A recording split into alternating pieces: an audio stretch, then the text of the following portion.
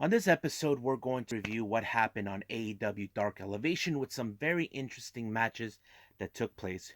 We're also going to review ICW No Holds Barred with the Pit 4 that took place on October 1st, and also finally going to review a first time ever promotion I never heard of, but the title has been mentioned before.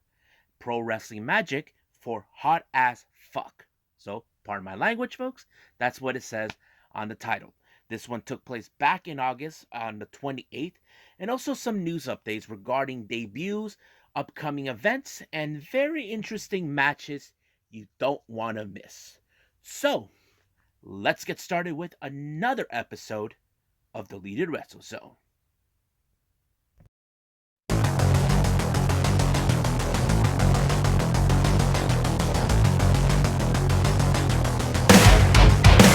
Are you ready? Get up, get up. Get up, get up. Get up, get up. Get up, get up. Get up, get up. Get up, get up.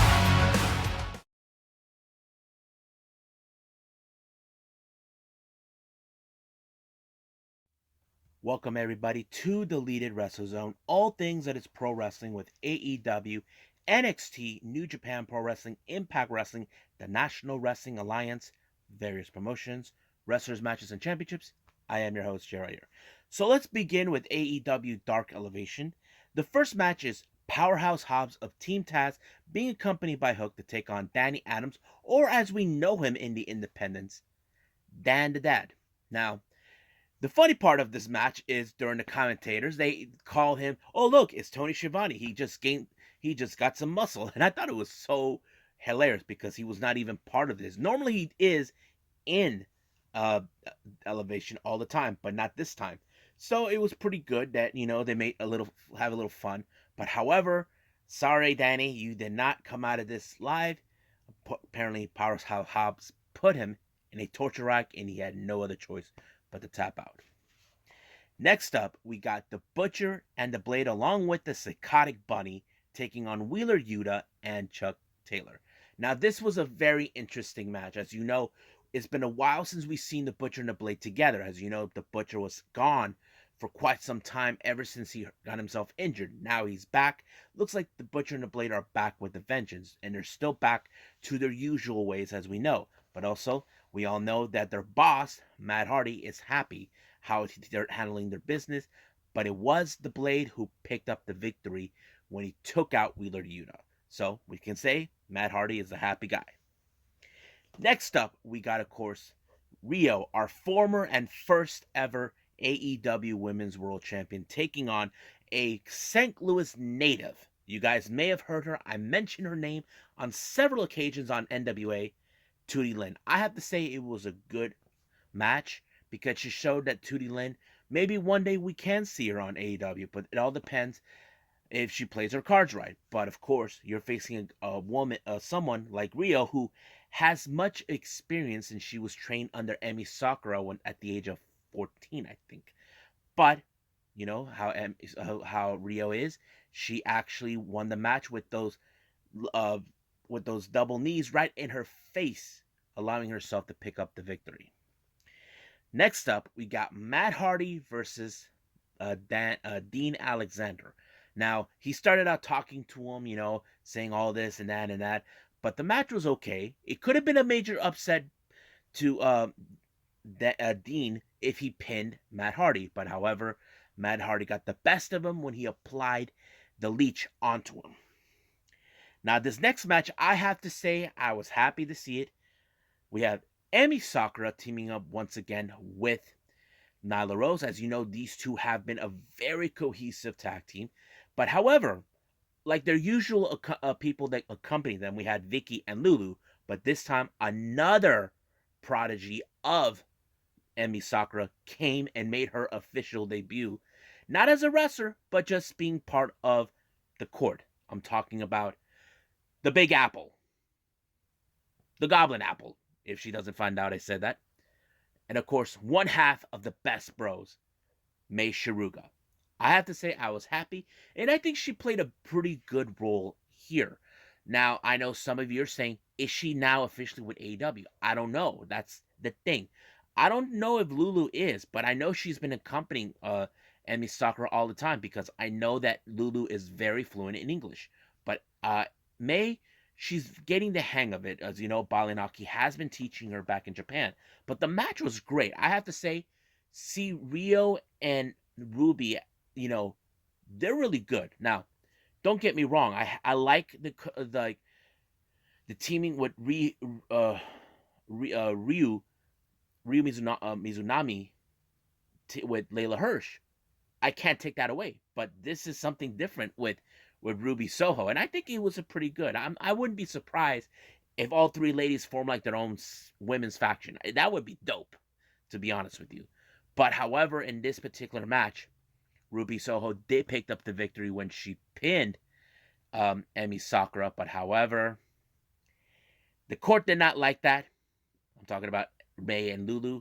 And then, of course, she got attacked by the Native Beast out of nowhere. They were about to take her out. However, Ruby's opponent for the TBS title in the quarter rounds, Chris Statlander, showed up to save the day. Now, you probably say, why would she do that? I mean, they're not rivals or anything. Well, you got to be sure.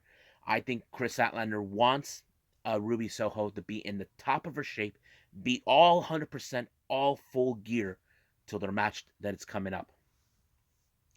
Now, our main event, we have an 8-man tag team match. We have Dark Order, Evil Uno, Stu Grayson, John Silver, and Alex Randall of the Dark Order taking on 2.0, Jeff Lee, Matt Lee, and Jeff Parker, and the Acclaim, Anthony Bowens and Max Caster. Now, this match was great. I have to say, I love what they put on this match because it showed, okay, there's some great moments that both teams could do, but you cannot take away what the Dark Order can bring as a unit they have been, like we know we saw them, they were started out as heels, now they're faces, and I say we can't take that away. And I think it was the combinations from all members of Dark Order that played a pretty role. And of course, it was Uno and Stu that applied the fatality and allowing for John Silver to pick up the victory. And we all know this coming Saturday they will be siding with Hangman Page in hopes he will win the AEW World Title. So I think that's pretty much it right now. So let's go with ICW No Holds Barred.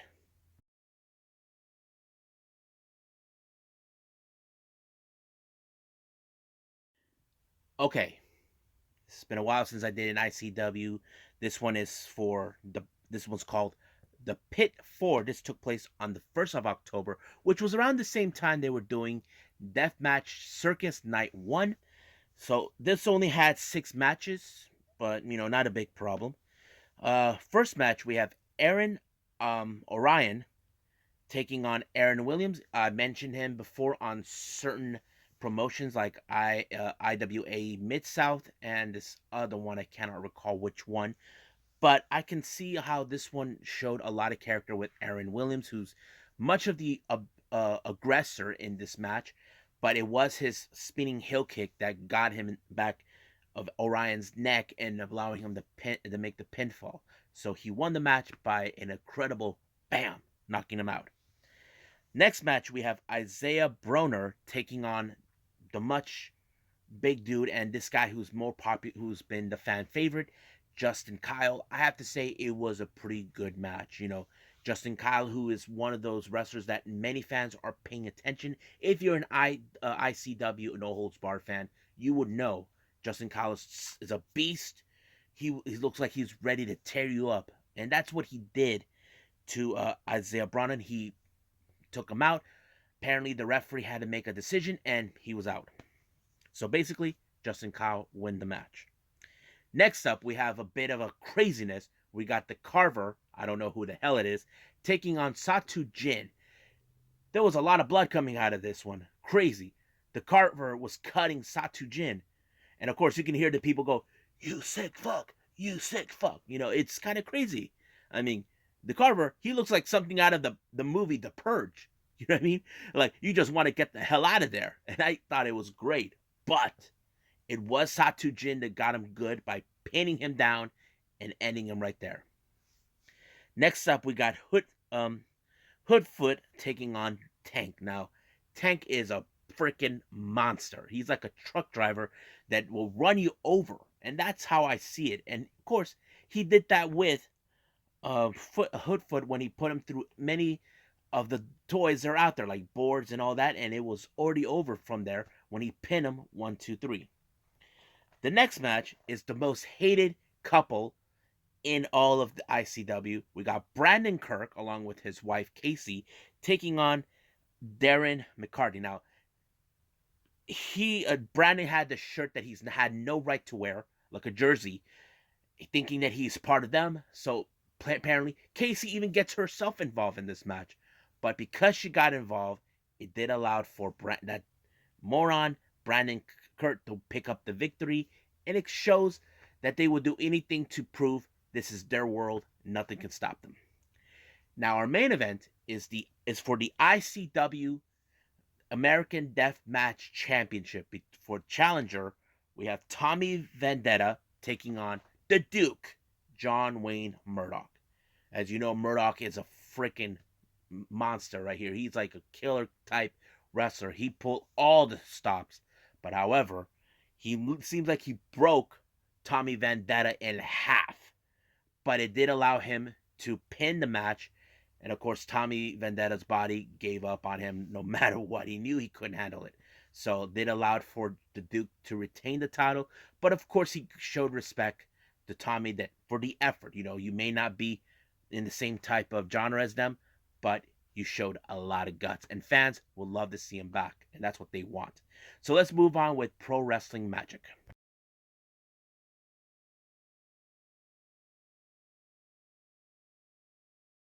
All right, so right now we're reviewing Pro Wrestling Magic. This took place back on August 28th. This is my first time reviewing it. I never heard of this, but I have heard one of their titles was used at a H2O event, and that one was the women's title by the current champion, Jordan Blade. Now, this name of the show is called Hot Ass Fuck. Yes, folks, pardon my language. It's Hot Ass F. You know, that's what it was. Now, I don't know much about this promotion. I've never heard of it, but it's a pretty good promotion. AC Romero was, in fact, one of the commentators. He did a pretty good job. I mean, why not? Now, our first match, we have a guy from a part of the faction known as the Goons, Killian McMurphy, taking on Brogan Finley. You may have remembered that name. Brogan Finley is the brother of David Finley and the son of David Fit Finley. So it's kind of great. This was his debut on this promotion, and he did a pretty good job, you know, showing the world what he can do. But however, the Goons once again gets involved, like they always did. They even did this before. As soon as Killian Dane realized the Goons did their jobs, he took the final blow, and the ref did not see it coming. However, when Killian thought he had everything under control, the one person they hated to ensure she loses her title to Killian showed up, kicked his butt, and of course the rest of the Goons, including Big Dust, the manager, until she took him out completely. So basically, this is far from over between both Erica Lee, which is the woman we saw in this thing that helped get her revenge against the Goons, but now we'll see what happens then. Our next match is TJ Crawford versus Smiley. Now, I have seen Smiley before. Smiley was a wrestler down at House of Glory, which is a Amazing Res promotion. I haven't seen him for quite some time, but the match, it was like crazy. They're telling the story that someone attacked TJ Crawford, and he asked two people that he knew if they had anything to do with it. But later he finds out it wasn't them, but he saw who it was. It was Smiley. Smiley was becoming so sadistic, he was beating the crap out of him. However, Smiley's sidekick, or whoever, manager, whatever you want to call it, Tracy or Trixie, whatever she calls herself, loaded the max and hit him right on the knee to ensure the win, and he hid the evidence fast as possible so the ref could not see it. He put him in some sort of like like somewhat version of the Texas Cloverleaf, and it worked. So he won the match, but we can't tell what it was that he handed him over. Now our next match is the Wrecking Ball Lugarski taking on G George. Now, I have mentioned G George on a previous event. He's basically saying that if he wins the match, he gets 1 day, he controls it and produce the event. Now, the match was pretty like Wrecking Ball was ready to destroy G George, but G George decided to pull out an infamous move we like. Let's call it. He pulled an Eddie. Instead of a chair, he used a clipboard, tosses it to Wrecking Ball, and of course, the ref didn't see it, but he thought that he hit him, and he disqualified Wrecking Ball, allowing for G George to win and get his self-proclaimed produced show that he wanted. And of course, everybody does not want that. Now, our next match, this was a sanctioned title match. This is not part of the Pro Wrestling Magic promotion. It's part of the Paradigm Pro Wrestling. This is for the championship between Gabriel Sky and, of course, the young goat, Myron Reed.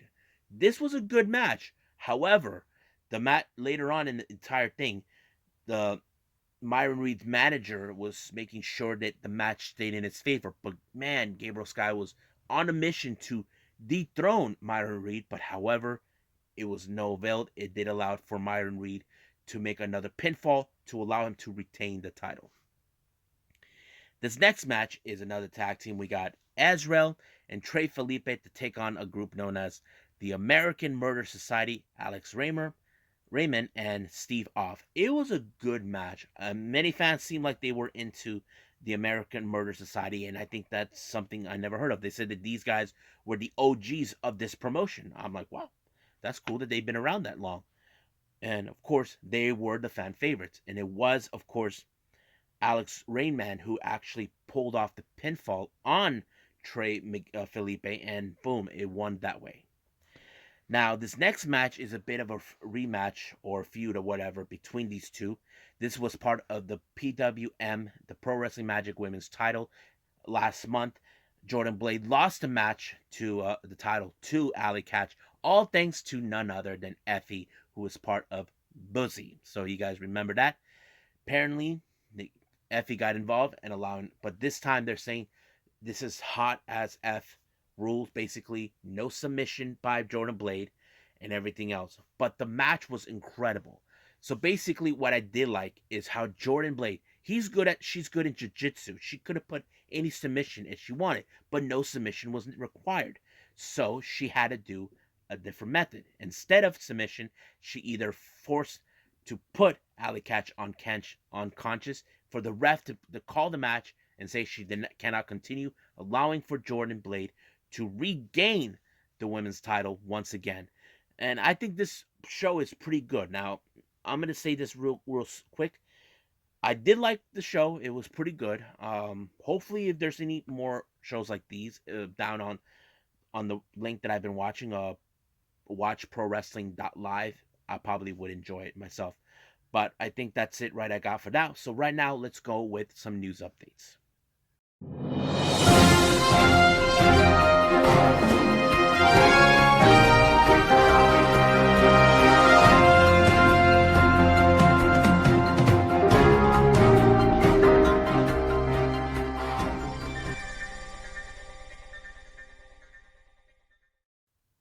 Okay, guys, so we got some news updates regarding.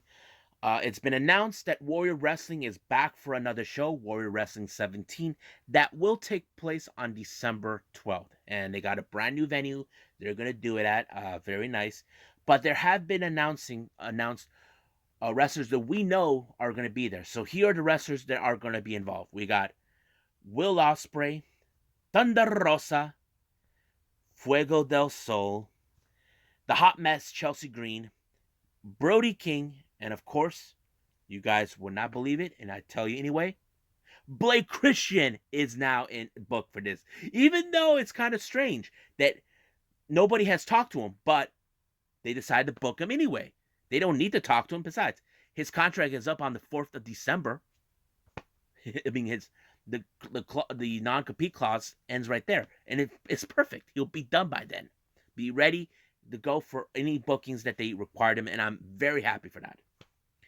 Now, Speaking of Blake Christian, as you guys know, Blake Christian has been well known and documented. He has done various wrestling matches in GCW. But get ready, it's already been announced for a GCW upcoming event in December, which is on the 17th. It's Blood in the Hills. It's going to be Blake Christian taking on Bandito. Yes, folks, you heard me right. This is going to be one hell of a match, and I'm excited for it. I know everybody's probably saying, holy shit, I'm excited for that. Now, the last thing I'm going to announce, Beyond Wrestling has announced for an event that's taking place on the 5th of December, Feet Forever.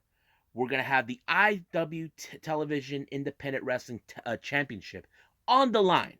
Alex Shelley is pulling this, and this is going to be an intergender match between Alex Shelley and Ruby Soho. I am so excited to hear much about this event. It's going to be killer. I'm excited to see what's going to happen between Alex Shelley and Ruby Soho. So I'm hopefully you guys can be pumped for these matches taking place in events. But right now, I think that's pretty much what I got for all of you. So I hope you guys enjoyed all these reviews that I've been pulling up. Coming up, we got NWA Powered and, of course, AEW Dark, and we cannot forget NXT UK. But if there's any chances I throw another review for all of you, I will throw it. But it's only a 50-50 chance right now. But for now, this is how I'm going to go in. So I'll see you guys in the next DWZ time. Same DWZ channel. Must bid all of you adieu. So goodbye. Mwah. And have a nice day. Bang.